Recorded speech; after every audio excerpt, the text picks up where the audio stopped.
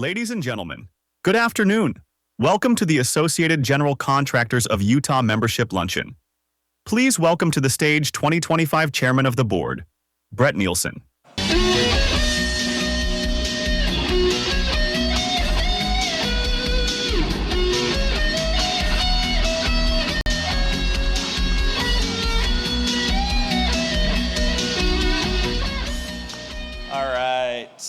Just want to give a special thanks to those that presented in the breakout sessions today that were a part of that and those that attended. I hope you were able to find something there that will help you personally, help your organization, and hopefully help our organization as we grow. Once again, just want to thank the sponsors for helping make this event possible. On the centerpieces of your table and on the screens to the side of me, you can see who they are. So please give them a thanks if you run into them. And if your firm donated to that, thank you for that and help being a sponsor for our event. Right now, I would like to ask the Salt Lake City Fire Honor Guard to present the colors. Will the audience please rise?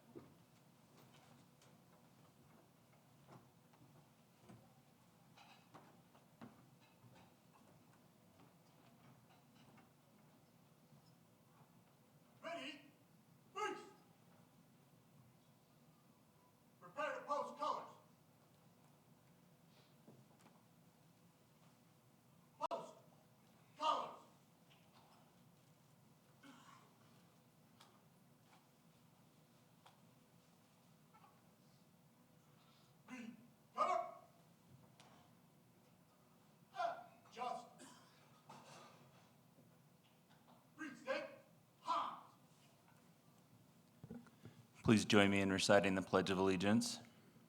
I pledge allegiance to the flag of the United States of America and to the republic for which it stands, one nation, under God, indivisible, with liberty and justice for all. Order! Halt! Ready? Face! At the half step! March!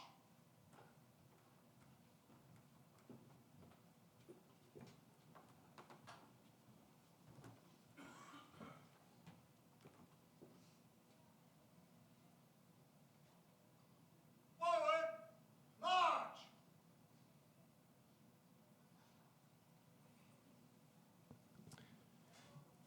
Thank you. You may be seated.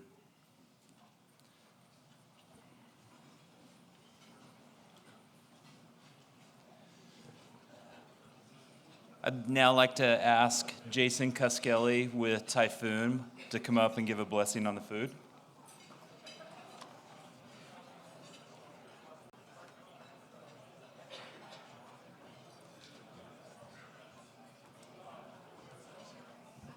Thank you, Brett. Brett asked me to say the blessing, and you can't say no to Brett. I mean, this might be a little bit different twist than most of you are used to.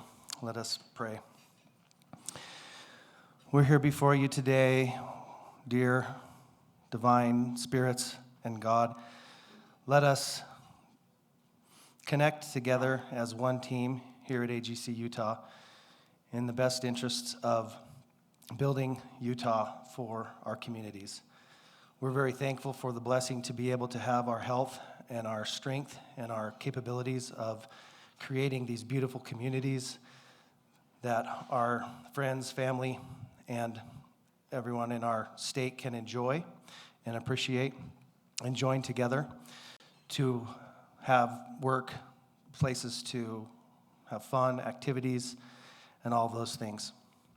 Please bless us to be the best version of ourselves, to love one another, no matter what the circumstances are or different walks of life people come from, that we may do our best to love and embrace and be the best we can so that we can help our communities and our world be better. We say these in your name, amen. Thank you, Jason. Please enjoy your lunch, and afterwards we will resume our presentation.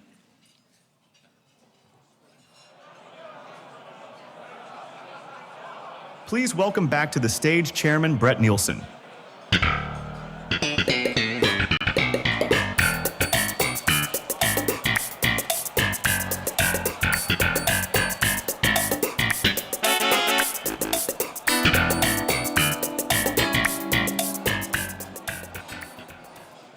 Not quite sure how to take that walk-up music, but we'll just roll with it.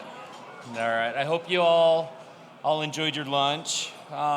Before we get too far into our presentation here for this afternoon, I wanted to ask if our elected and appointed officials would please stand. We have a handful of you here today. There we go.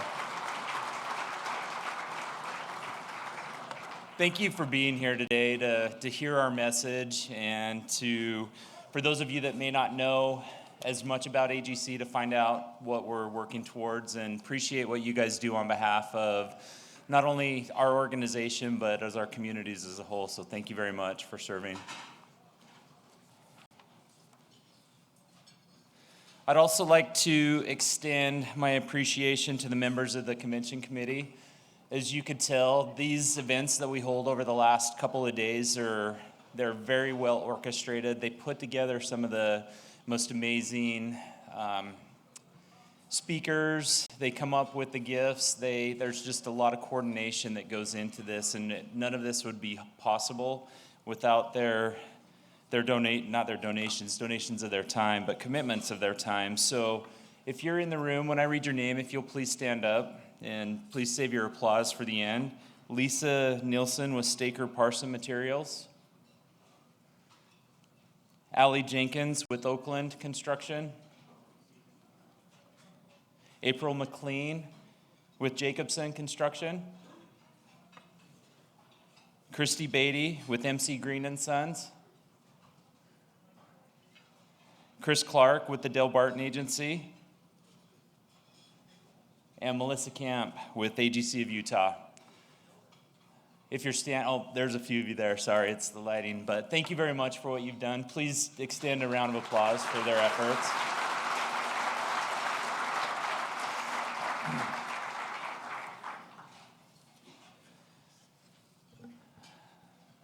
Thank you, members of the AGC. Our organization is a member-driven organization, and we would not be where we're at without your participation. The convention, golf tournaments, and other social events, they're a great way to network and enjoy ourselves. While this is extremely important, AGC's true value comes from protecting our industry. There are many that are out there that would prefer that we didn't grow our economy, that we didn't build more subdivisions, more office buildings, and highways. There's a quote that I read at an AGC National event back in 2019, and this really sparked my interest in getting involved deeper within AGC, and it helped me understand where the true value of AGC comes from. And it goes like this: politics is not a spectator sport. You can like the politics game or not. That's not the issue. The game is the game. There is no second place, no red ribbon, only winners and losers. It's a simple game, not rocket science, and most definitely not a spectator sport. To win the game, you first have to be in the game, and on a team to help your candidate win so that after the election, you could be represented at the table. That was Edward S. Holman Jr., MD. He was a political official in Florida. And politics is a funny business. And I appreciate those, some of who we have here today, that choose to get involved with that. We need representation within our communities. And it is something that not everybody is built for that. And the AGC of Utah is a way that we can be involved by not being involved.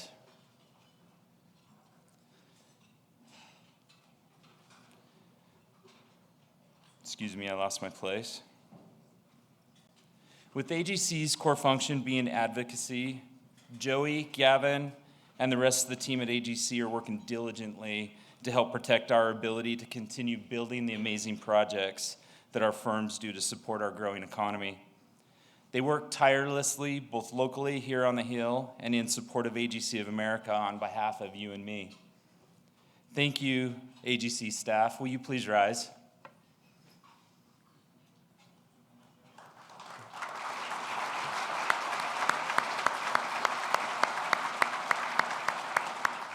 I know we have more than that. We have an amazing staff, but Joey and Gavin, thank you. If you want to get involved, look into being on one of our 15 committees or our 6 task forces. These groups are where the rubber hits the road and our grassroots efforts begin. This year, as my chairmanship, one of my goals was to create the CLC, which is the Construction Leadership Committee at AGC of Utah. Over half of our 88 chapters within AGC of America recognize the value of the CLC as a way to create a platform to help prepare them for our greater industry, and association. Thanks to Sage Thorpe of Whitaker Construction that was voluntold by me to chair this effort, and Parker Davis with the AGC of Utah. Along with those two, the 17-member steering committee were able to get our AGC of Utah CLC off and running. The generation that is coming into our industry is about 20% of our population, but they are also 100% of our future. And we have a duty to make sure that we are preparing them to take what we have all worked so hard for and continue to work hard for, and give them the tools, the networks, the resources to be able to take this forward. And that was the reason why I felt it so important to bring the CLC to our chapter here. Our CLC has worked tirelessly to put on events. They had over 100 people attend their first event, roughly 60 to 70 in their second event, and they're just getting going. So thank you to all of you that have been a part of that and helping it going. The board of directors, thank you for your commitment, your support, your friendships, and most importantly, creating a fun environment. Sam Clark this morning caught me after the breakfast session, and he mentioned that one thing that we do miss is having fun and having humor in our lives. And as we look at the things that we're doing, we have to make sure that we're having fun. And I can tell you this year on our board, we had a great time. I'd like to bring attention to the individuals on the board that will be rolling off at the end of our session tonight. Slato Pikens will be rolling off as our immediate past chairman. Aaron Hall will be leaving from our highway division. I can't read the last one. I think that's Kendall Smith will be leaving from our highway, or excuse me, not our highway. Both of them are coming from our building division. I want to thank those three specifically for their efforts over the last 2 years and what you've done to help make not only our board and association, but make me a better person. Thank you.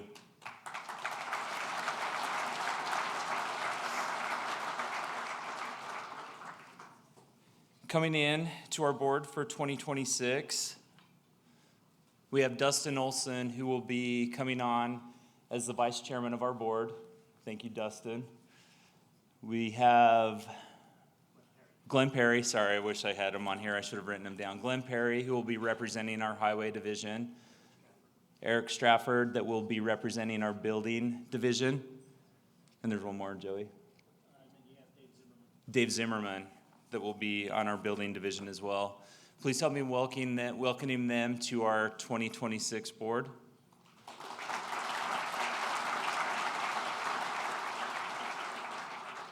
I would also like to point out Gary Ellis with Jacobson Construction, who will be your chairman for 2026. Thank you, Gary, for the friendship and everything that you've done for our industry. Appreciate it.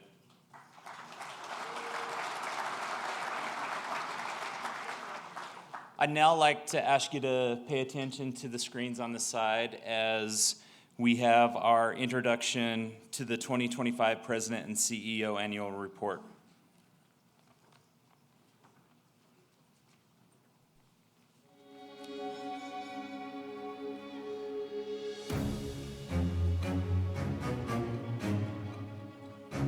Hello and welcome. Each year we pause to reflect on the progress we have made together and how that work continues to strengthen Utah's construction industry. In 2025, AGC of Utah's work was intentionally guided by your association's strategic plan. Every initiative and priority was aligned around what matters most to our members: advocacy, workforce development, education, leading and uniting the industry, and providing valued resources. What you'll see today is how that plan moved from strategy to action and how together we build what matters.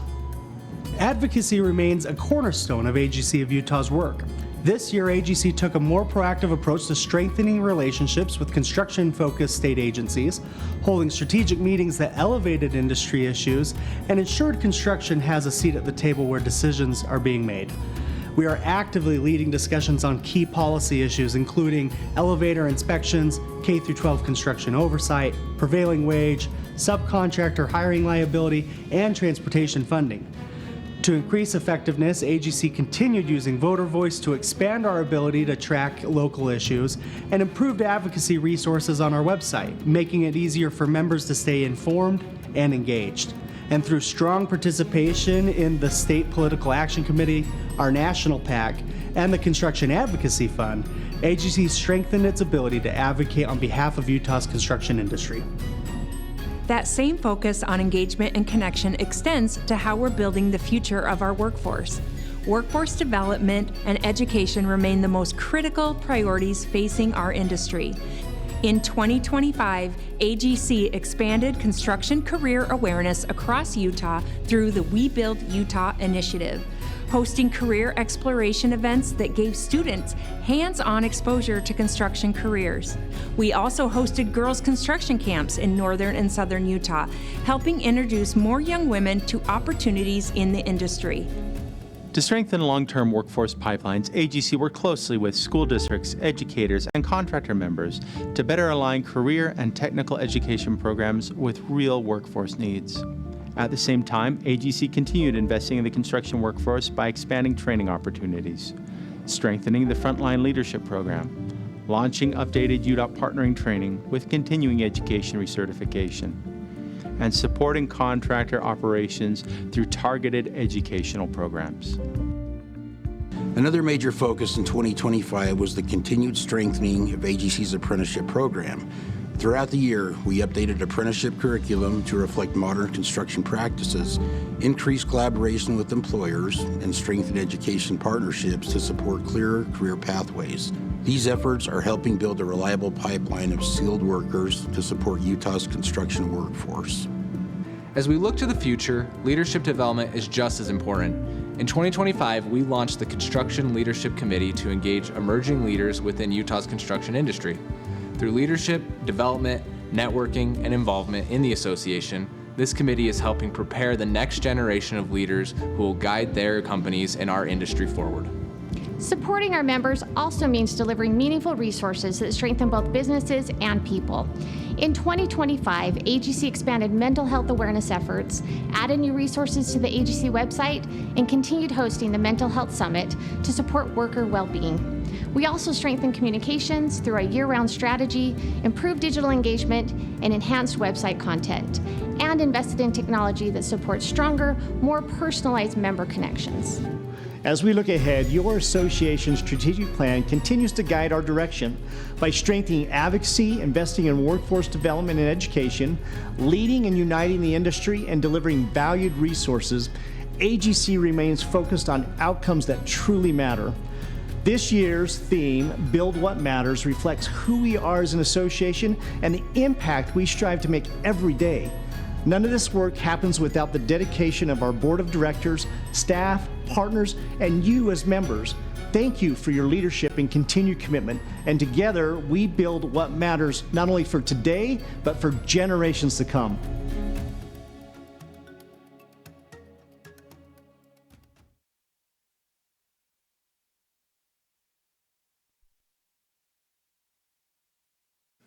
Joey and AGC staff, thank you for that report. It's amazing to see everything that you have going on, and with such a small staff to accomplish what you do is nothing short of amazing, so thank you for that. I want to thank membership for allowing me to represent you for 2025 as your chairman of the board. As I'd mentioned before, the relationships that I gained serving on that board with the men that were on that board was nothing short of amazing. I'm excited for 2026 to be able to step back and support Gary and his board and his initiatives that he works on, and I look forward to what we get to do in this next upcoming year. In addition, what we've done for 2026 is we've added a non-voting seat for a CLC member. As I had mentioned before, it's important for us to start to train our young, new, upcoming talent to be prepared to help lead our companies and our organization, and I'm excited for them to be able to have a seat on that board, to be able to understand the topics that we're working on, the issues that we're dealing with, and that side of the industry that they may not otherwise be experienced. So with that, I want to make an introduction to Matt Immersion. Matt Immersion is the founder and CEO of Every Monday Matters, EMM, a nonprofit organization committed to helping people and organizations understand how much and why they matter. The EMM K-12 education program currently reaches over 3 million students in all 50 states and 6 countries. The EMM Employee Engagement and Cultural Program is changing the culture of companies nationwide, and the EMM Senior Living Program brings dignity and purpose to the country's senior population. His work has been hailed on Oprah.com, The Today Show, Fast Company Magazine, Hallmark TV, Maria Shriver's Sunday Paper, and several other media outlets. And he is the author of 4 best-selling books, including his recent and most personal title, You Matter, Learning to Love Who You Really Are. Over the past 15 years, Matt has traveled the country sharing his unique story and insight on finding purpose. He is here today to help all of us embrace how much and why we matter. Ladies and gentlemen, please give a warm welcome to Matthew Immersion.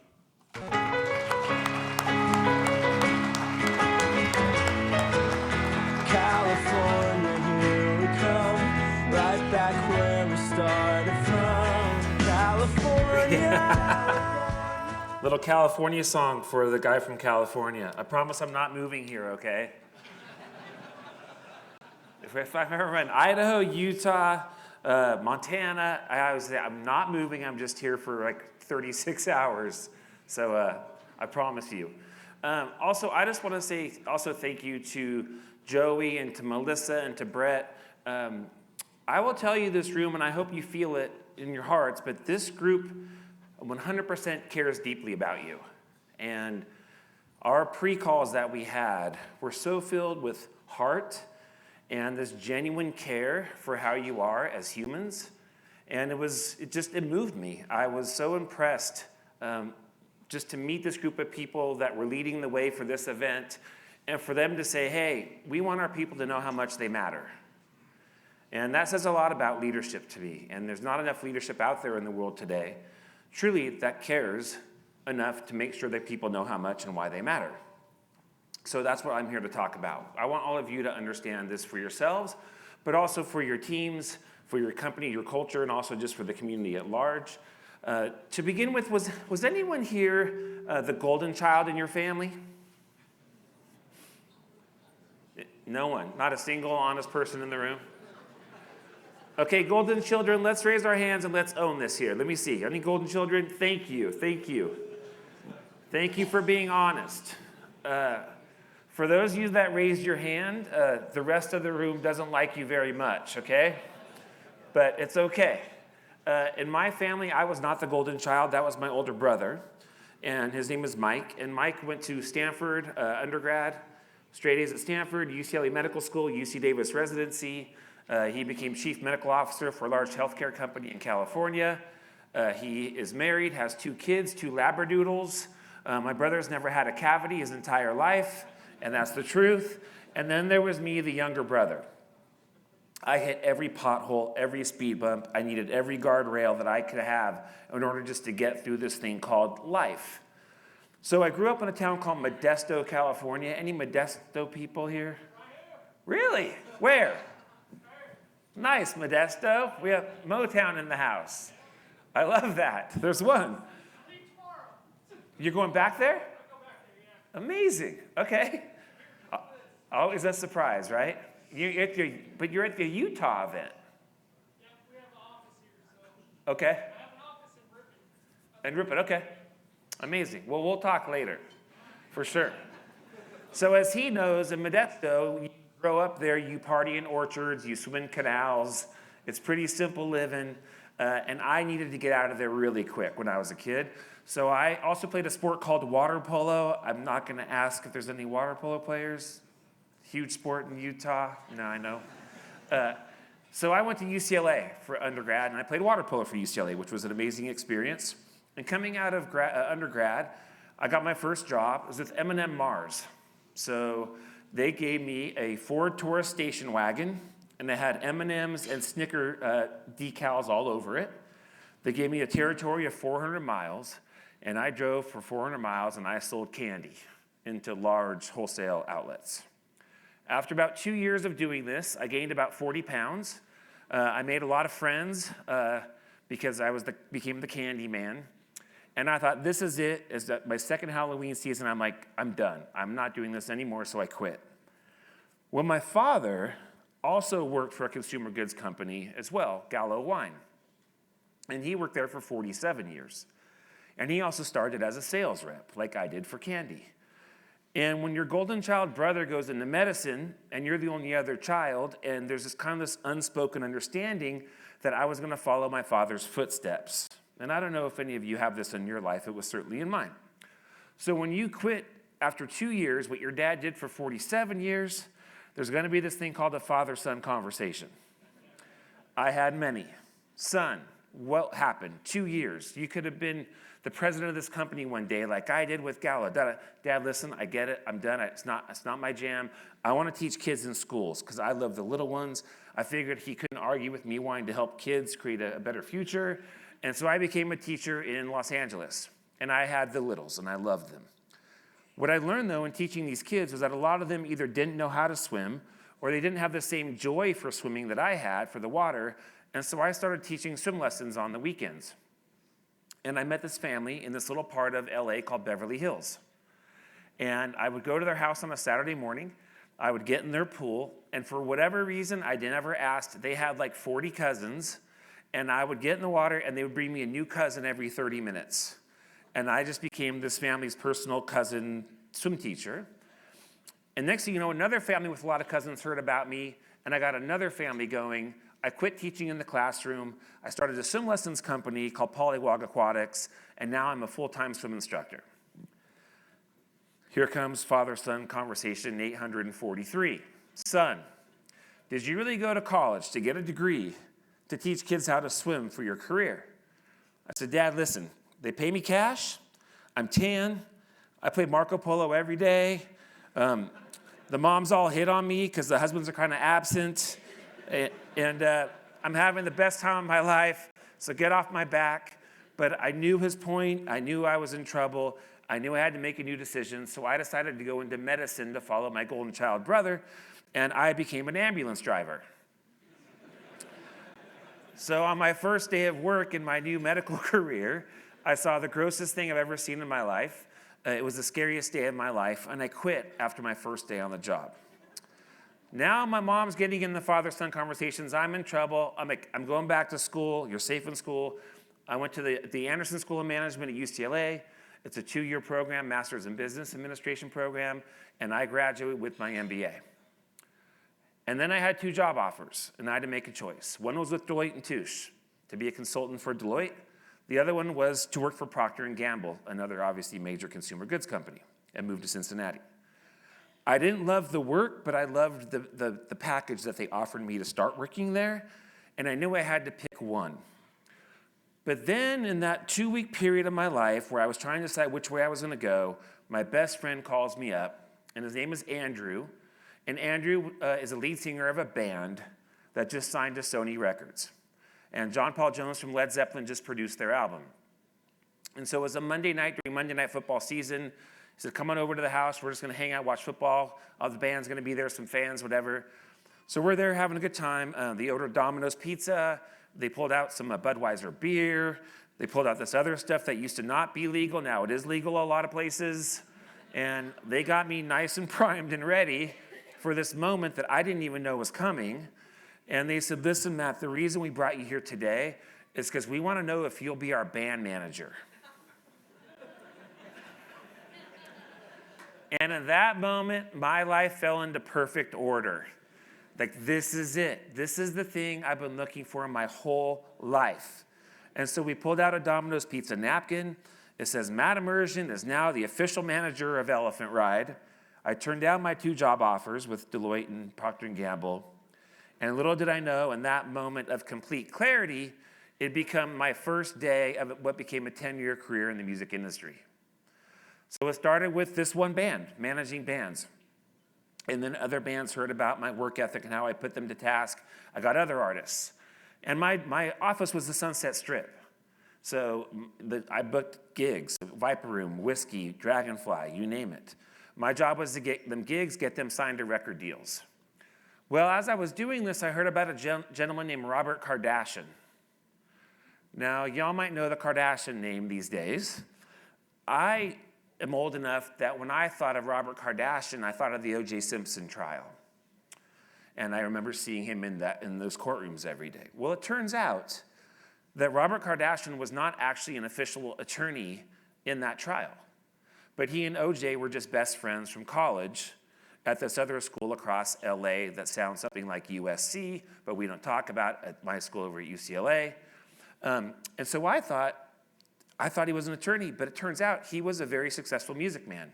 So he had a major, major music marketing company in Los Angeles and Hollywood. He had contracts with every major and independent record label in the industry. So my thought is, if I can meet him, I know the talent on the streets and in the clubs. He knows the record labels. We can create a partnership, and we can just turn these bands out. I got a meeting with him. I brought some music on these silver round things that were called CDs, and we listened to the music, and he didn't like any of the bands I was working with, which was unfortunate, but he did like me. And in that moment, he offered me a job to be the vice president of his music marketing company. And now my life changes dramatically.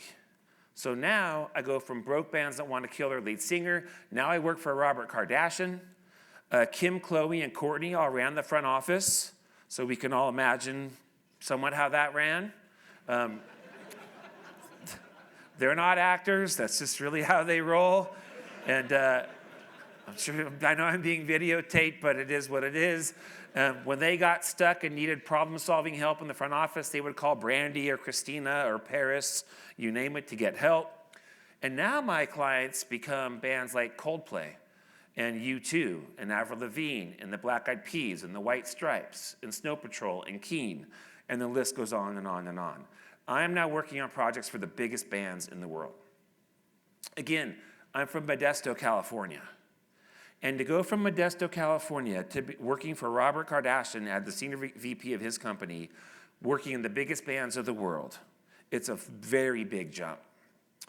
And work today, during that time, was in the office all day, dinners after work, party after dinner, after party, after party, after party. And I'm not proud to say this whatsoever, but my definition of success in that time of my life was make a lot of money, have a really nice house in the Hollywood Hills, own nice things, the titles, red carpets, the Grammys, etc. Frankly, stay single, be a jerk. Like, this was my recipe for success at that time in my life. And again, I'm not proud to say this, but of that definition, I was successful. Until a Monday morning came along, and I was getting ready for work, and I was tying my shoes, and I felt my chest get tight. I could feel my breathing get labored. I remember the sweat beating on the back of my neck. And in that time, in that moment, I thought I was having a heart attack. I was 31 years old at the time. And because I was an ambulance driver for one day, I drove myself to the hospital, which don't do if you think you're having a cardiac episode, please. We got to the hospital, they did tests on my heart, and what we learned was I was not having a heart attack, but I was having an extremely severe panic attack. Now, up to this point in my life, I didn't know what panic attacks were. I didn't know what anxiety disorder was. I didn't know about Lexapro and Xanax and all these other mental health things. They were just never a part of my life until that Monday morning they forever did. The doctor said, listen, Matt, you're going to be fine. Go home and rest. Drink lots of fluids. Eat some healthy foods. You'll be back in a couple days. Well, that's not what happened for my panic attack. My panic attack turned into chronic anxiety disorder and clinical depression. So this dream life that I thought I had built for myself, I thought I had checked all the boxes, came crashing down in a night's sleep. And I was very ill. I couldn't eat, I couldn't drink, I couldn't drive a car. There's no way I could be here with you because I couldn't fly anymore. Like, everything just closed down. The truth of the matter is I had many, many days where I had thoughts of just taking my car on the freeway and getting it up to 100 miles an hour and just yanking the wheel, because I couldn't stop this thing that had taken over my life. Lucky for me, as much as I was a pain in the you-know-what to my family, they still loved me, and they leaned in hard to help me. But then I also met an incredible therapist. I call her my expensive friend. I think expensive friends are awesome. Some of us need more than one. We made a deal that she would save my life and I would pay for her daughter's college education. That's pretty much how it worked out. They went to a school called Pepperdine in Malibu, which isn't cheap. But I think it worked out for both of us. But the work started with just me. Like, I was in a state of crisis. And what was going on inside of me, my thoughts, my wishes, my fears, my hopes, my dreams, my emotions, all of it, just digging in. And then we kind of went to this next layer of my relationships, both personally and professionally. So which ones of these relationships were healthy? Which ones weren't healthy? Which ones were life-giving, not life-giving? It turns out when you work for the biggest celebrities in the world, they don't care about you at all. But you have to care about them. There's a nickname for anxiety disorder. It's called the people pleaser disease, or the nice person's disease, where you say yes to everybody else except for yourself. No boundaries, totally guilty. So I had to make changes relationally in my life, professionally and personally, which was not easy. And then the final phase of my recovery, she said, I want to give this final phase a motto. And I want you to know you've come a long way. But until you know what it means to live a life that's not about you, you're never going to truly feel better. Now, when you're kind of a narcissist, working in a very narcissistic industry, and you have days where you want to take your own life, and someone says it's not about you, the math doesn't really math well there. I said, listen, we're in this together. I'm with you the whole time. Tell me how to learn this. She said, okay. Well, this Saturday, I want you to go pack lunches and go feed homeless people in the park. Next Saturday, go pick up litter. Go plant a tree. Go read to elderly in a senior center. Go paint over graffiti. And every single Saturday at 9 a.m., I had to go do this thing that wasn't about me. For whatever reason, picking up litter became my jam. I liked being out in Los Angeles before the city was awake. I knew the Meals on Wheels people, the dog walkers, the UPS drivers, whatever. And one Saturday, I was out picking up litter. My buddies called me and said, hey, man, listen, we're going to a celebrities pool party in the Hollywood Hills. We'll come grab you, go have a good time. And I was like, listen, guys, I'm out here picking up trash right now, and I'm having a great time, so go ahead, and I'll talk to you later, and I hung up the phone. And in that moment, I realized that a couple things. Number one, I realized that I outed my secret, because no one in the industry knew the struggle that I was going through. I had a reputation to protect.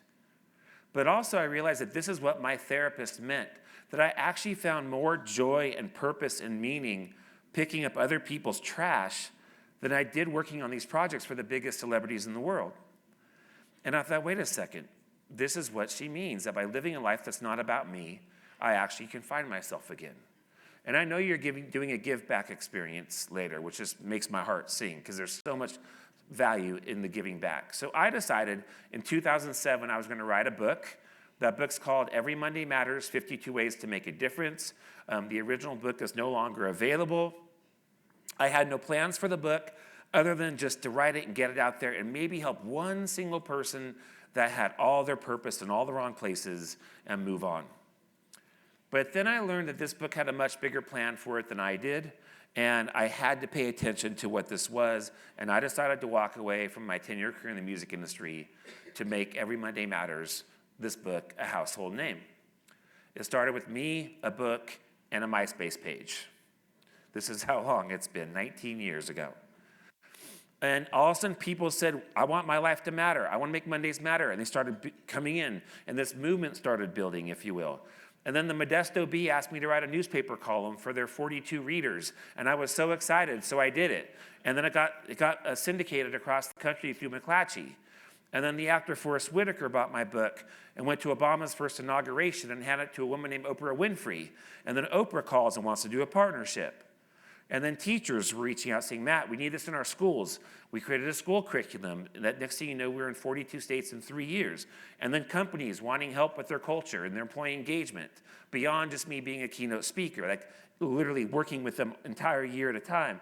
So we created corporate programs. And as you also heard, our newest program is in senior living communities because we have a senior population in our country that does not feel like they matter.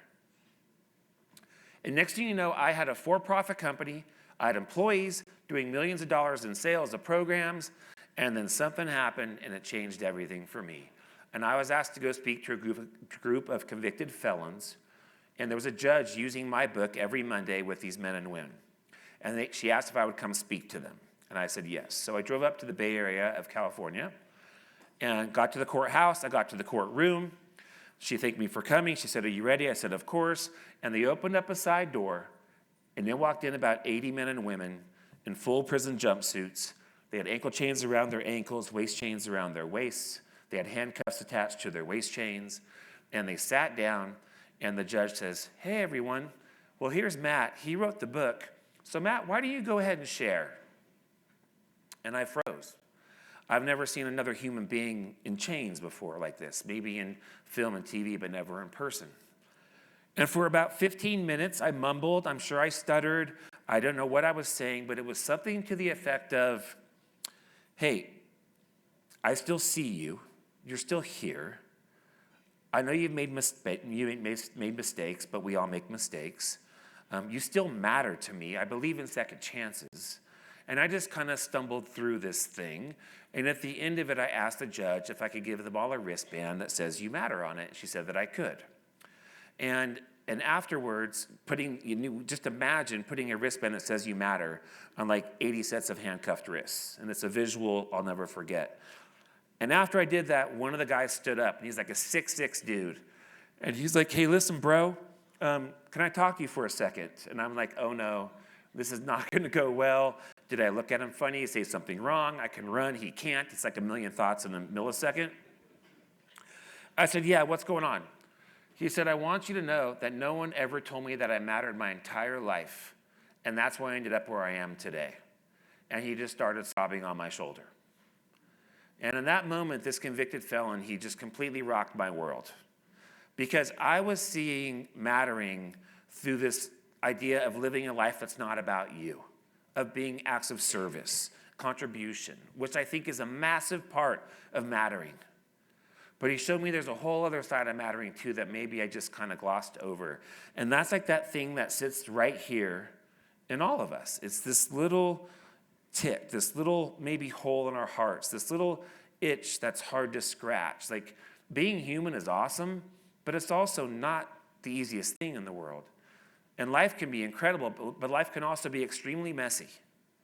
I sometimes wish that when we were born, they say, hey, listen, everyone, here's the ingredients of life. On this side, you have so many milligrams of fun, of love, adventure, wonder, all the fun, warm, fuzzy stuff. But there's also this other set of ingredients too, like rejection and anxiety and depression and broken hearts and all these other things that you're going to go through as a human being. But we don't really get taught all that stuff up front. So I decided that I wanted to turn this for-profit company into a nonprofit organization, and I wanted to take on mattering as a mission, which it is today, a nonprofit today. Because we have incredible nonprofit organizations in our country, in our world, solving for shelter, for disease, for illness, for famine, for clean water, down the list, doing amazing work. My thought was, if we solve for all of that, but we don't solve for our mattering, like we still don't know why we matter, have we really finished the race? And to me, the answer was no. And so today, Every Monday Matters is a nonprofit, and our mission is to create a world where everyone knows how much and why they matter. That's what brings me here today to all of you. Yes, I'm a keynote speaker. Or I should say, yes, I do keynotes. But I also write books, and I also started in a CEO of a nonprofit. But really, I'm just on a mission. I just am on a mission to make sure every single person I encounter in my lifetime understands a little bit more how much and why they matter to themselves, to each other, and to the bigger sense of humanity. Because also, I travel the country, actually I travel the world doing this work. And I will tell you, and there was a little bit of touch on that in one of the slides that Brett was showing, that as much as we like to talk about how different we are in our world, and especially in this country, and I'm sure we're all a little bit sick of this conversation about how divided we are and all this stuff, I promise you, there's one thing that I know that we all share in common, and that's that we all want to know that our life matters. I've never met a person that doesn't want to feel seen, that doesn't want to feel heard, that doesn't want to feel loved, that doesn't want to feel like their life has meaning and significance, that doesn't want to leave a legacy. This is something that we all share in common, and in this journey of mattering, we also get to help each other have that very thing. So that's why I'm here. Now, to build a movement around mattering, we first had to define what this means. Like, what is mattering? And so I'm going to ask you a couple questions. If you or this invisible person here standing next to me on stage felt like they mattered, how might you or this person feel? You can just throw answers out, whatever comes to mind. Joyful, yeah. Valued, absolutely. Confident, yep. Stable. Safe. Any more? Peace. Love that one. Yes, peace. So we started collecting all these words, and they're beautiful, right? Like who doesn't want to feel these things? Who does not want to feel safe and valued and appreciated and heard or seen and loved or whatever? We all want that for ourselves. We might not feel that way all the time, but we want that. But there was something missing that we realized, because yes, I want that for me, but I also want that for you, and I could play a role in helping to create that. So our definition of mattering is this: that we all play a role in creating a world where everyone feels seen, heard, and loved. And I know that we're all here, and we come together because of something we do for work that we share in common. But I will ask you, as you look at this, you can put on your work hat. You can also just put on your in-life hat, because this thing's going to apply across the board, in life and at work. We all play a role in creating a world where people feel seen, heard, and loved. The work that we do is through a framework that we call the mattering mindset. In the middle, we believe that mattering is everything. Everything starts with mattering, both at work, Again, build what matters, and also in life, live a life that matters. From there, we have three perspectives: the I matter, you matter, we matter, which then drive values or attributes that matter, which then change the way we see the world, our perception, ultimately changing our behaviors, and then creating whatever future that we want to create. So we're going to dive into this just a little bit. At the core is I matter, you matter, we matter. Here's the I matter. I can walk into a room like this and literally, hopefully, make my message in 30 seconds. And with this one slide. There's 8 billion people in the world today, roughly 8 billion.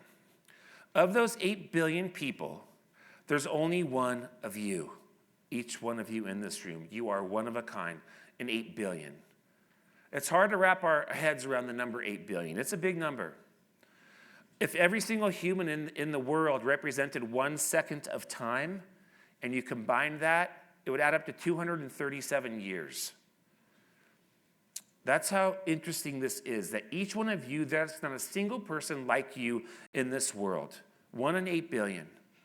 Meaning that if you were not in this world anymore, the world would be forever changed. It could never be the same again. That's how special you are. I'm not saying you're perfect. We're all imperfectly perfect or perfectly imperfect, whoever you want to see it. All your employees, the same thing. But even your employees and your teams at work, they're all 1 of 8 billion. That's how special they are. And we can go on and just feel good about ourselves. Then there's the you matter. This is a tough one for some people because this is ultimately our choice. So we're powerful. You're powerful. There's no one in this room that could tell me that you're not powerful. Your actions, your thoughts, your words, your beliefs, they ripple and they have impact on people.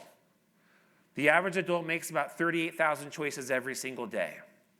So ultimately, what choices do you want to make? Now, some of those choices are, what color socks am I going to wear today? It's not the most consequential thing in the world.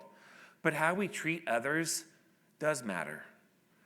And so you get to choose every single day and every single moment how you want to use your you matter powers. And it's really, truly just up to you.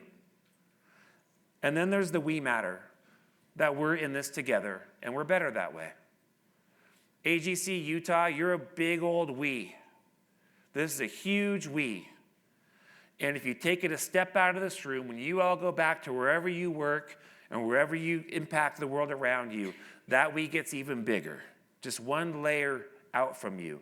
This room ripples a massive impact for the people who, the homes are being built, the bridges being built, the shopping, whatever it is we're building out there that humans get to come in contact with, and we lead that by building with empathy and human-centered designs and all these sort of, you impact so many lives, it's incredible.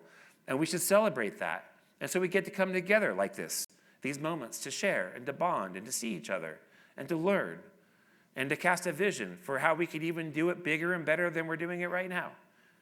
But this is the power of the we. And again, if one of you left this group, the we will forever be changed.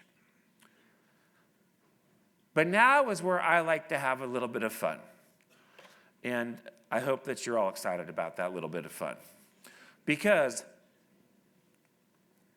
I could spend the next 30 minutes talking to you about mattering, or we can experience it ourselves. And I think it's more fun to experience ourselves. So I have brought wristbands for all of you, the same You Matter wristbands for all of you today. And we have incredible volunteers are going to be walking around and plopping a handful on each of your tables very quickly. And so we'll give them a second to do that on both sides of the room. Yep. Because I want you to have one of these same wristbands as a constant reminder of how much you do matter to yourselves and to each other. How are we doing over there?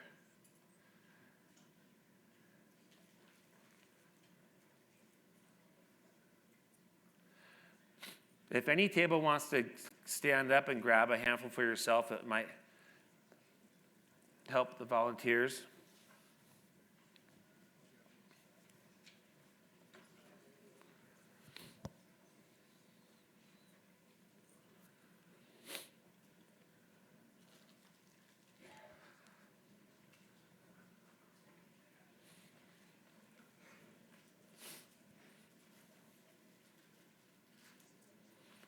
Raise your hand if your table does not have them yet.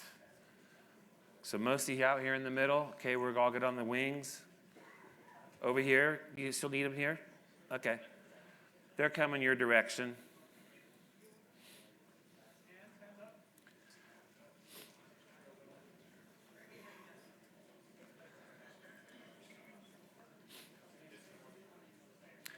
Okay, again, raise your hands if you still need them at your table. Anyone still need a couple here in the middle?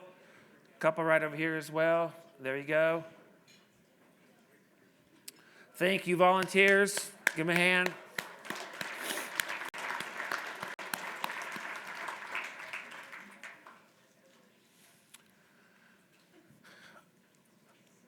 Okay, I'm sorry you can't put your wristbands on yet. Yeah, you don't matter yet, okay? You're super close. We're not there yet. Of course I joke, you do matter. But I want us to play around with this I matter, you matter, we matter stuff for a little bit here, to kind of experience it, to connect with it deeper. And so we're gonna start with the you matter. The reason I say that wristband's not for you is because it's for someone else in this room. We're gonna engage a little bit here. We are in a place right now in our country and in our world that we are disconnected as ever. It's now an epidemic of loneliness, which they're now showing is more dangerous than heart disease. But we're making these choices to disconnect. COVID was a nice way for us to kind of do that anyways, but that's kind of behind us now, and now we're kind of coming back out to the world, and it's up to us to look up, to see each other, to ask questions, meaningful questions, to listen for answers. There used to be a question like, how's it going, or how you doing? And it was like, fine, good, yeah, whatever. We never really listened to the answer. They never really gave a meaningful answer. In my opinion, those days are over. We're humans. We're designed to be in relationship with each other. Large social media followings don't qualify for that. And I'm a little strange about it because, and now I'm smiling at a single person here, because I'm someone who likes to talk to people in elevators. My wife thinks it's creepy, okay? Was it creepy? Not at all. Thank you, good answer. Okay. I say hi to people in elevators. I just think it's weird to ignore each other. And they've done studies where they'll put duct tape over the doors, and people will stare at the duct tape instead of acknowledging the person standing next to them. Or in a 2-story building, you can only go to the story you're not already on. They'll still stare at the 1 or the 2. I fly a lot. I'm telling you, if you're sitting next to me on an airplane, I'm not going to talk your ear off, but if you're going to be touching my elbow for 5 hours, you're going to know my name, and I'm going to know your name. It's just basic 101 human connection stuff. When I go to restaurants, I always ask the server, what's your favorite thing on the menu? Do I ever order it? No. No, I know what I want. But in that moment, that person felt seen, and they felt valued. This is how we do this, right? This is how we kind of reconnect again. And I'm telling you, it's not just a nice to have or warm, fuzzy stuff. It's something that we must create again. Again, in life and at work. So, the wristband you're holding is for someone else in this room. We're gonna allow a couple minutes. Maybe we'll have a DJ put on a little bit of music, and you guys can stand up, partner with whoever you want to partner with. If you know them, great. If you don't know them, even better. Meet somebody new. Find out what you have in common. Learn new things about each other. And then at the end of it, I'll kind of signal everyone back to say, okay, it's time to exchange your wristbands. And when you exchange your wristbands with that person, say something nice. Hey, I appreciate you because you inspire me because I really enjoyed meeting you because you matter to me because. And just say something nice, give them your wristband, and they'll do the same thing back for you. And then this mattering journey begins. So go ahead, partner up, stand up if you want, shake it out, and we'll come back in a second.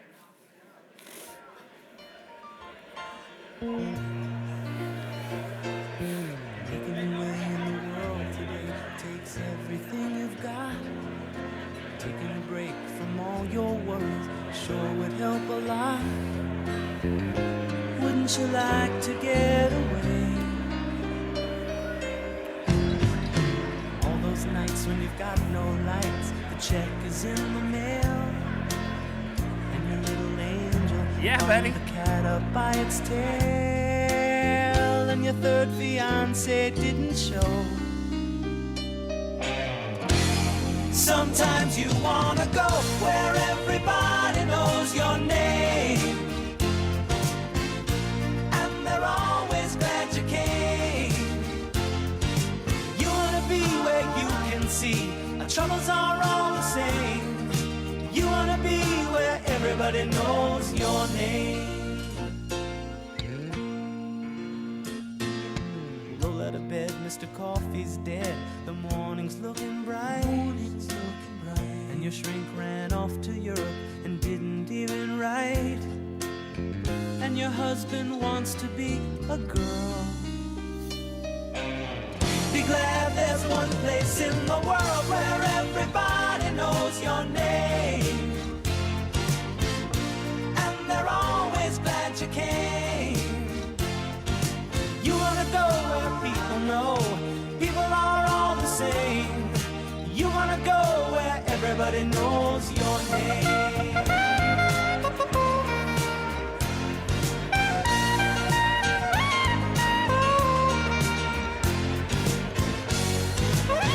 Where everybody knows your name, and they're always glad you Yes, sir. came. Where everybody knows your name, and they're always glad you came. Where everybody knows your name, and they're always glad you came.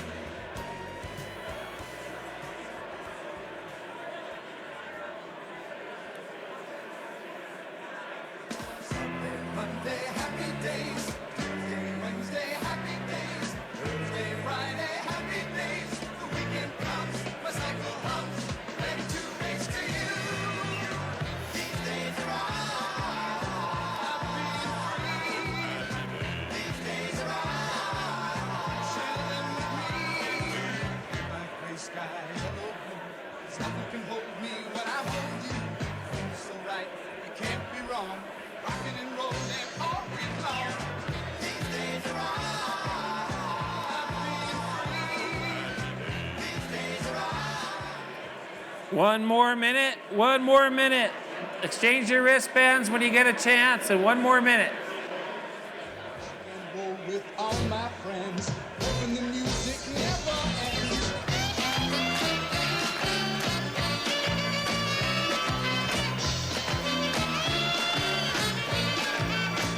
Sunday, Monday, happy days. Tuesday, Wednesday, happy days. Thursday, Friday, happy days. Saturday, what a day. Grooving all week with you. These days are chilling with me. These days are happy and free. Hello, sunshine, goodbye, rain. She's wearing my school ring on the chain. She's my steady, I'm her man. I'm gonna love her all I can. These days are chilling with me. These days are happy and free. Never like gray sky, hello blue. Sun can hold me when I hold you. So right, it can't be wrong. Rocking and rolling all week long. These days are All right, let's swap our wristbands. Let's please swap our wristbands. Say something nice and grab your seat again. Thank you.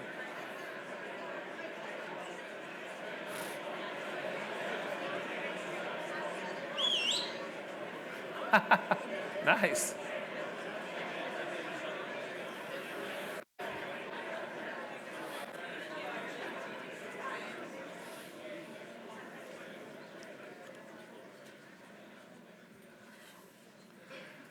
All right. How'd that feel? Good? Yeah? Good. Thank you for leaning in and going for that. The chatter, I saw smiles, I saw hugs, I saw a little allergy season stuff kick up for some people. Like, it's good, man. We're connecting. That's what it's all about. Question for you. When you exchange your wristbands at the end, and you said something nice to each other, was it easier for you to maybe say something nice to your partner about them, or was it easier for you to hear them say something nice to you about yourself? Is it easier to say it? Okay, so we're going to break this down for a hot second here, okay? Now we're going to move into the I matter. That was a little bit of you matter. This is how this thing works. Now we're going into a little bit of the I matter. We're the human race. We, as far as we're concerned, are the most advanced thing ever created in the universe and any other universe yet to be created. And we are so advanced today on January 30th, 2026, that it is not comfortable for us when people say nice things to us. I asked, right? Someone says, hey man, I like your jacket. You're like, yeah, I like yours too. But they're not wearing a jacket, right? Hey, I like your haircut, like your suit. They didn't get a haircut. We can't even receive compliments anymore. They make us so uncomfortable. It's like Matrix, dodging of these things. It's like, oh my God, someone's saying something nice. Like, how do I deflect or write it off? No. Part of understanding you're mattering is also accepting when people say things that are nice to you and just saying thank you. That means so much to me. But the challenge is that we're hard on ourselves. The things we say to ourselves, we would never say to somebody else, right? We're not the biggest complimenters of ourselves most of the time. But in order to really harness and embrace this I matter, like this unique, I'm not perfect, I have these things, whatever, but I am who I am, and people cherish me, and I can just own that and feel good about that. But we do this thing that I'm not going to do with you today, but we do this thing where we give people 1 minute to write down 5 things they do well. So if I right now were to give you 1 minute to write down 5 things that you do well, guess what the typical response rate is that people write down on that? How many people? 2. That's right. It's 2. Most people only think of 2 things in 1 minute that they do well. Okay, that's something that is challenging for us. But as leaders, we also have to understand that that's our people too. That's our people that work for us every single day. This isn't just unique to a certain group of people. This is all over the country. Like, we've kind of got to this place where we're just beating ourselves up. Part of what we get to do now with our understanding of mattering is help those who might not be able to see themselves the way that we see them reconnect to how important that they are and change the way they feel about themselves. And you'll see the changes happen, but that's what we get to do as leaders to help people rebuild their I matter part. And I know that there is a mental health issue in this industry. And I can say that because I'm someone who struggled with mental health. Part of that is those people don't understand how much and why they matter. They just don't, right? But we get to help them find it. And clearly it matters because we know the cost of what that could also look like. Then we're going to go to the we matter. So for this, you're going to need your phones. And there's a QR code on the screen. I hope these center tables can get to it. It's not the QR code here on this middle screen, so don't get this one. I'll block this one. It's not this one. There you go. It's the side screens.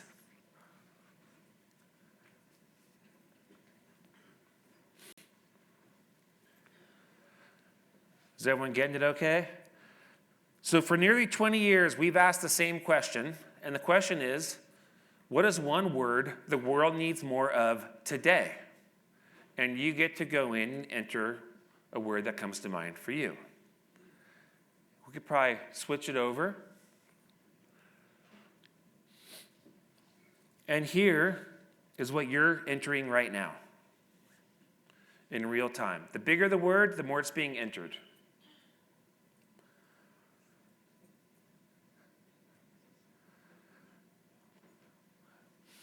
And now we get to put on our We Matter hats here. Because we are at now 250 entries. And love is the most entered: kindness, patience, Jesus, empathy, understanding, forgiveness, compassion, peace. What if we, as AGC Utah, said, this is what we represent. In every decision we make, and all of our companies represented in this room, that when we go out into communities, when we work with people, internally and externally, what if these were the non-negotiables? I'm telling you that these are the things that people need more than ever. And it's not just here. People say, Matt, you talk about changing the world. It seems kind of lofty. And I know I see the sex scene getting bigger, and it's always going to happen. I'm sure there's the word nails or hammers are going to pop up too. I get it, right? Always a jokester. It is what it is, okay? But a few months ago, I was just in China, and I was speaking to 7,500 people in China, and I asked them the same question. And guess what their words were, besides sex? They also said love, compassion, understanding, empathy. So when I do talk about changing the world, I mean it. I know 7,500 people in China that feel the same way you do in this room about what this world needs. And I could tell you a ton of other rooms that feel the exact same way. So what if we, this room and beyond, make these non-negotiables? What would our world look like? And you know how you solve retention problems at work? You create a culture and a space that scratches the most human needs that people have, like this. People don't leave companies that have these as their values, and they feel every day in their culture. Because they're not finding it anywhere else. They're not finding it in community anymore. They're not finding it in the institutions anymore. They're not finding these things anymore. I actually think that companies are like the new church in a lot of ways. This is a new place where people can come together to have all their greatest needs met, right? And that's the opportunity that we sit in front of and that we have for us in a we matter sort of way.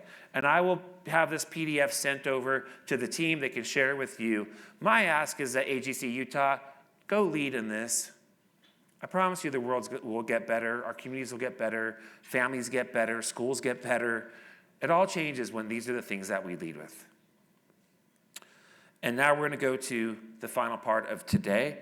And for this, I'm looking for 12 volunteers to come up here on stage with me. Come on up. Nice. Come on up. And fellas, it's going to have to be a lot of fellas, because I can tell by the composition of this room. 12 volunteers. Thank you, thank you. Good, how you doing? Good. Okay, women, we need some women here too. There we go.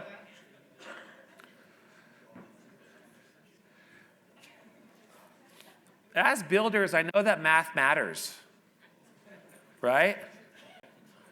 We're at 7, we need 12. There you go. Come on up. You guys are going to be just fine.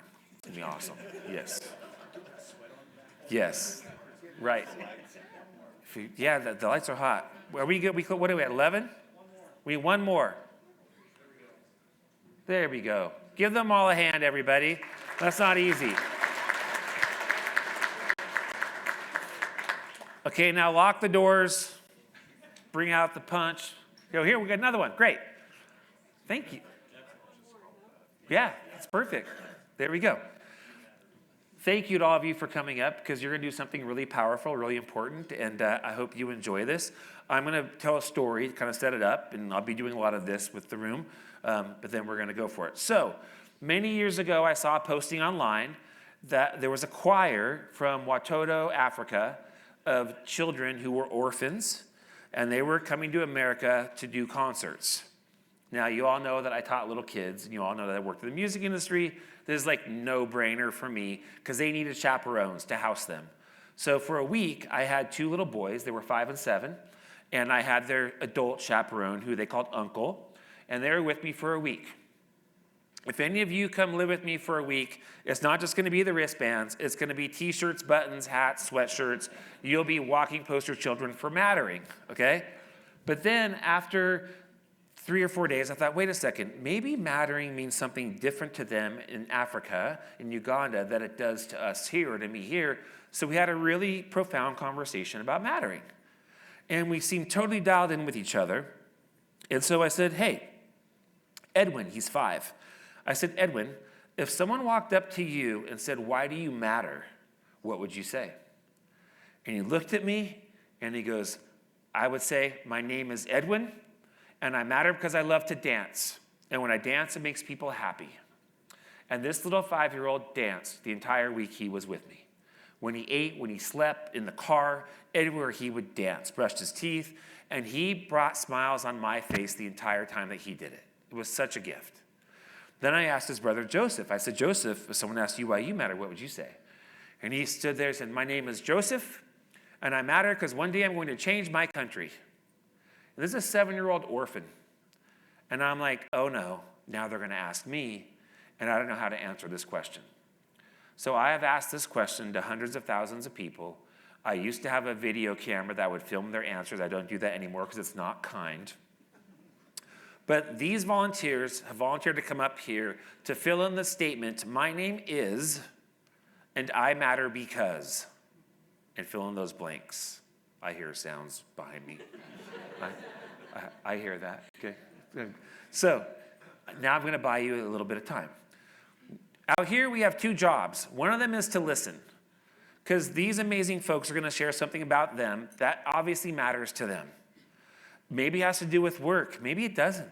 Maybe it has to do with their personal life, their families, their faith. We don't know what they're gonna share, but we know one thing, it's gonna matter to them, right? So we're gonna listen and learn about these amazing humans. The second thing that we get to do, which might even be harder than the listening part, is something called a power clap.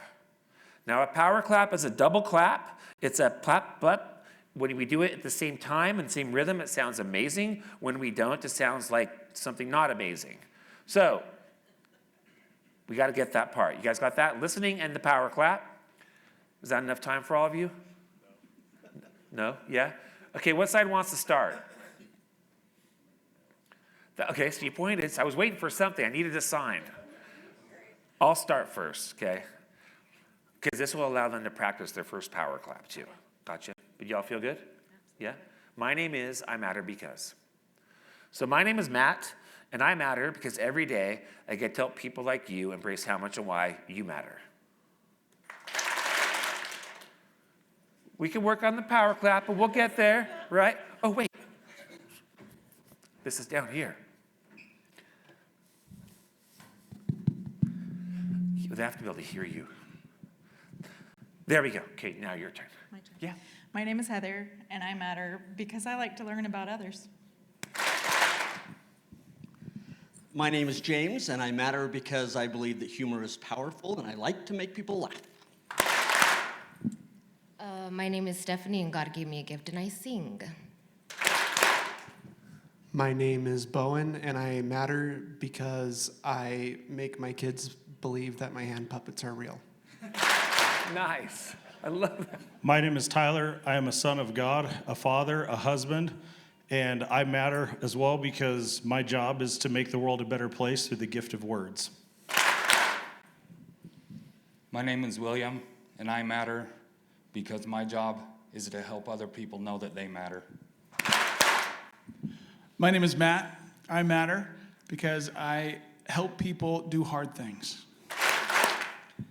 My name is Jason, and I matter because I'm here to help people become more. My name is Emery. I matter because I'm a good husband, an excellent employee, and that's it. My name's Virginia, and I matter because I am a new mom. Woo. My name is Kim, and I matter because I show people how to be optimistic in the face of whatever is going on. My name is Jana, and I matter because I bring calm to every storm I face. Give them all a hand, everybody. That's not easy at all. You want to sing? No, you don't. A little bit. I don't know. Oh my God. Thank you, everybody. You may be seated. I'm going to grab this microphone. Oh my gosh, no. Yeah. Come on. See this? This. I don't know. Just a little bit of something. What's your favorite song? That's a broad question. Is it a broad question? If you were to sing like just a few lines or verse or a chorus. How about a chorus? Your favorite chorus? Or do you hate me right now? No. You don't? Okay. Do I still matter to you? Okay, good. So we're good. Okay.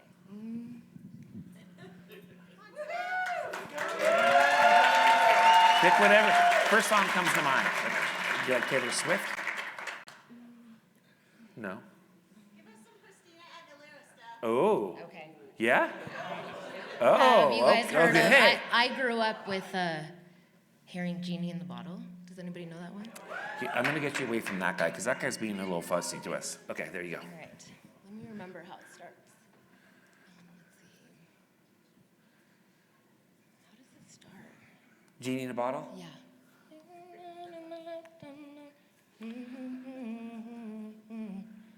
Waiting for someone There you go. to believe me. I forgot. Blowing your kiss and wait, how does it? Licking your lips and blowing kisses my way. Nothing tells me that's gonna be the way. I don't remember, but How about hold the on, chorus? I'll get the chorus. Yeah, get Okay. the chorus. You guys got a little taste. Okay. Let's see. Genie in a bottle. Oh, oh, my body's saying let's go. Oh, oh, oh, but my heart is saying no. If you wanna be with me, maybe there's a price to pay. I'm a genie in a bottle. You gotta rub me the right way. If you wanna be with me, maybe there's a price to pay. Just make a good impression. Gotta like what you do. I'm a genie. Give her a hand, everybody. Thank you. Thank you so much. You're It's so nice amazing. meeting you. Thank you. That's never happened in my speaking career. But it had to happen, right? I'm sorry, everybody was just amazing. Give her, it's so cool. It's there's like a rule in the keynote speaking world, like never give up your microphone, and I think it's the worst rule ever because moments like that are far better than anything I've said the whole time. What? Love more. Okay, I love that. Thank you. That's gonna make me smile the whole way home. That was so cool. I'm gonna give you a book too. I'm gonna sign you a book. I will for sure. There's some tools if you want them. They're free tools. You can access those for things you can do in your personal life or at work to bring more mattering into either one or both. You can have access to those tools. And I'm going to close up here with a little bit of something here. So, for 15 years at Every Monday Matters, I saw the drawing of this visually of this inner circle was the I matter. This next circle was the you matter. And then this final circle was the we matter. And my last book that I wrote, I kind of woke up in a panic because I realized that drawing shifted for me. And this was the first drawing. I drew it on a napkin. It was very fancy. Had it for 15 years. But then it shifted to this. And all of a sudden I saw the I matter, the you matter, and the we matter as equally weighted. They were all the same size. They all mattered just as much as the other one did. And that right in the middle, where they all intersect, is where I think us as human beings are at our very best. Where at all times, we're taking care of ourselves. I know there's a lot of leaders in this room. I know your job's stressful. I know it's deadlines, and I know it's a lot, okay? But you matter. You got to take care of yourself. Do whatever that is for you to allow you to invest in you, to be healthy, to take care of yourself, to be able to be there for others as well. Taking care of each other, the you matter, and taking care of the world. When we're always focused on these three things, I think we're at our very best. It's not to say that it's easy. For the most part, people's I matter is the worst of all of them in most industries. Okay? It's not easy. But I'm going to share a story with this room that I very rarely share, but I think this room can handle it because it's a little bit PG-13 rated, but I feel like this is a good room for it. So, I was sorry, making people sweat. Sorry, Brett. Like, cut the mic. So I did a keynote in Las Vegas for a very large nonprofit organization, and there was about 3,000 people in the room. And after I was done with the keynote, I had to use the restroom. And if you all have been to Vegas before, you know they spare no expense.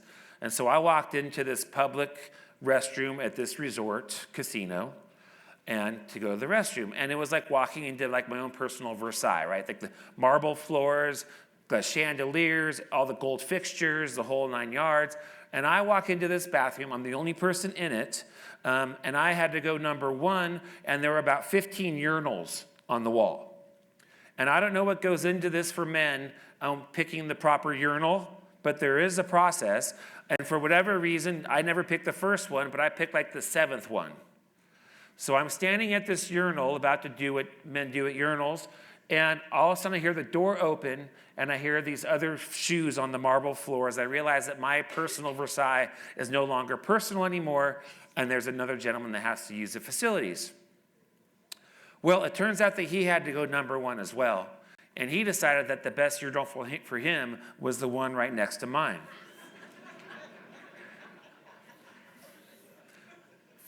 We know that's not cool, right? He could have gone 7 that way or 7 that way, and he went here. And as a guy, it triggers a lot of things. Number 1, you have to act like you're wildly in love with that tile in front of your face, right? Like you've never seen something so beautiful in your life. You can't break any 90-degree rule with your head. You can't go this way, and that way with your head, right? You don't say things like nice watch, right? Like these are things men don't do in urinals. And if it was already awkward enough, my new buddy decides he wants to have a conversation, which you also don't do. Men don't go to the bathroom and say, let's go talk about stuff, right? That's not what we do. He said, listen, I want you to know that you taught me something today. And I'm thinking, I've never looked this guy in the eyes. How could I have taught him anything? And he said that for my entire life I had it, that I had to learn how to love myself before I could love other people. And I was like, okay. And I realized he was in my keynote. He's like, but you taught me that through loving other people, I could also learn to love myself. And this awkward bathroom moment became something very profound. We did what we did. We went out in the hall. We continued talking. But I hear this so much out there in the world that I have to learn I matter before I can help you know that you do. I have to learn to love myself before I can love other people. I have to hit my marks before I can help you hit your marks. Like all of my books end up in the self-help section of bookstores. I don't believe in self-help by itself because we live in a social construct. I know I'm here to maybe change the way you think, change the way you see the world, feel something maybe you haven't felt in a long time, inspire you. But I promise you that I've already been inspired by you too. I've met the kindest people, even last night at dinner. Like I go home with a full heart because of you. And this is how being human works. This is how this diagram works. We move through this thing, the I matter, the you matter, the we matter. And we're always looking around us to take care of these 3 things. And so as I leave here today, I just want to say, first of all, thank you. But also, I hope that all of you never, ever, ever forget how much you matter to yourselves, how much you matter to each other in this room, to your employees and your teams at work, to the customers and clients that you serve, to your community and to your family, and to this thing called the world. And so thank you so much for having me. You matter. I truly appreciate you. And that's it. Thank you.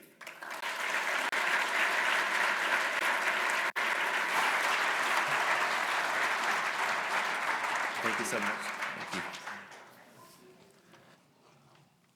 Matt, thank you for that message.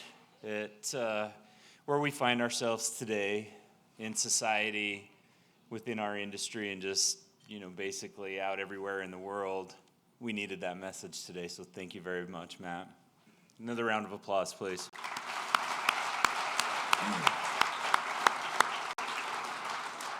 And was it Stephanie? Stephanie, you rocked it. Thank you so much. You made my day. That was awesome to see. So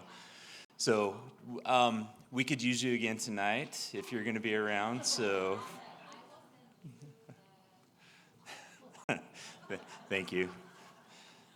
All right. Well, as we wrap this up today, I just want to remind everybody to, if you haven't had a chance yet, scan the QR code that is on your table for a chance to win one of several $500 gift cards. And later on tonight, as I had mentioned, we are going to have Stephanie there to perform at our Build What Matters celebration beginning at 6:30. So I'm sure there's more tickets available. No. Anyway, hope to see you all tonight, and thank you for coming out today, and thank you for what you all do to help us build better. And with that, have a great rest of your afternoon and be safe wherever you're heading.